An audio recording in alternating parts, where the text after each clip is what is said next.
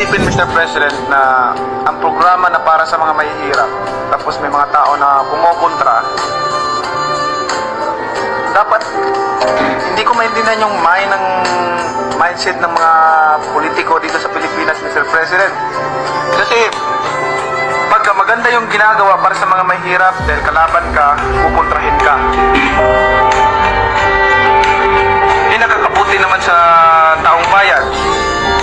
Pagkakalaban ka, ganun. Kaya walang progreso, walang kaunlaran ang bansa natin dahil after ng administrasyon ng isang leader, pagpapalitan siya, hindi pagpatuloy yung programa niya na maganda para sa taong bayan.